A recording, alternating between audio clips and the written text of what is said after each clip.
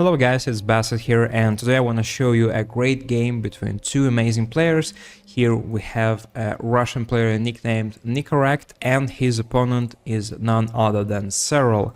Usually when you see such nicknames in a single match, you can easily make a very successful prediction. Serral, of course, is gonna be the champion, is gonna be the favorite to win the whole thing, and Nicoract is the underdog.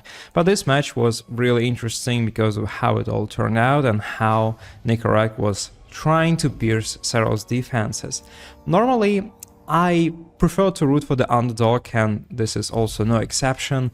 And I would say this is one of the most interesting parts of StarCraft 2. When you watch matches like this, you usually expect the underdog to do something really special to beat Serral. Because let's be honest, Nicoract, he has been steadily improving over the past couple of years. I've been following his games and his career for a while, and the guy is already about 6.4k MMR at European server, but of course that is still no match for Serral, who is just much better, obviously.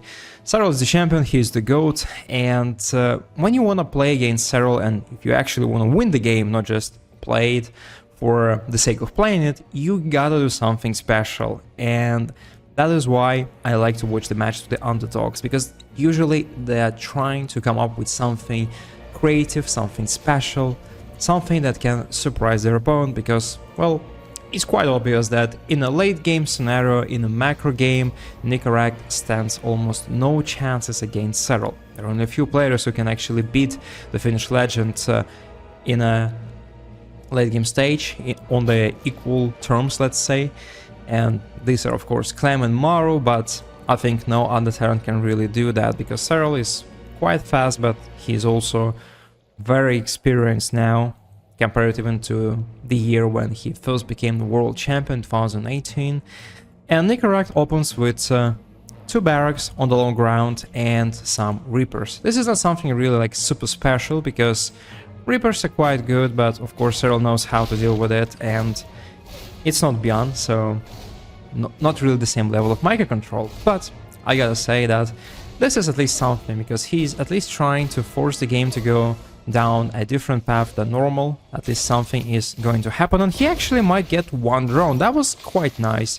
But Serral, of course, is not overcommitting. He saw everything with the Overlord, and he knows what to expect. He knows that the Reaper count is probably not gonna be that high, and this map is not particularly great for playing Mass Reapers. There are some players that are still playing Mass Reapers even today, you know, they build on like 7, 10, 15, and there were times when this strategy would actually work. Nowadays, that is not true anymore, so Nicoract is just trying to apply some little pressure on Serral, but Serral, of course, is doing a great job reflecting and just defending this damage. So far, so good for the Finnish Zerg, and Nicoract is thinking about the next step, and the next step is actually adding 2 barracks and an engineering bay.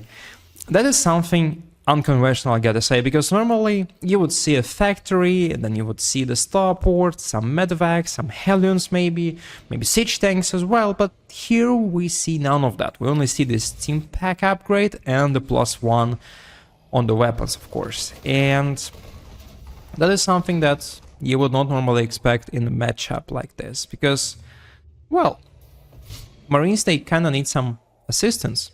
They need some medevacs for healing, they need tanks for the splash damage.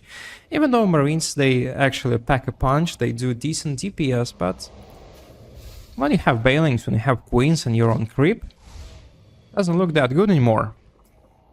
So, Serral has the full information about what is going to happen. He saw that there are extra racks on the main base, and he knows that there are at least 4 barracks already for Nicoract. So that's why he's adding the Bailing Nest, and he's also making the Evolution Chamber. He's not making anything else, you can see, he's just making drones, queens, and some necessary, some essential buildings that are going to be very helpful when it comes to defending this attack from Nicoract. But it still looks kinda shady, right?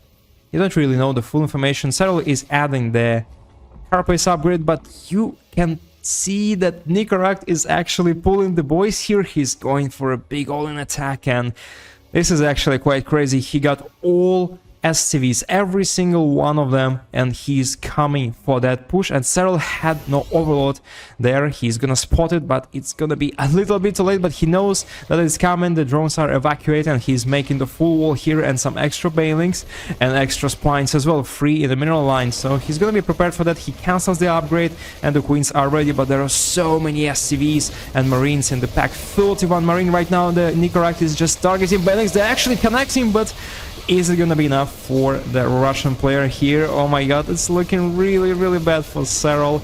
And with this crazy cheese strategy, he seems to be able to do that, and he also focuses down 4 remaining bailings, and I think just Serral has nothing to deal with that. He has no bailings, and that is gonna be GG. Nicoract takes a crazy victory here. That was a really fun game, and I think this is a builder that you can also use in your own games. It is very risky, but you know, if your opponent is not having a bailing nest, if he's not building that, you can actually win this game quite easily, right? Because SCVs, they're very tanky, and without the bailings, it's pretty impossible to counter. And if you have at least somewhat decent targeting, that it can also work really well. And that's it for today, guys. Thank you for watching. Subscribe for more StarCraft 2 content. Have a great day, and I'll see you next time.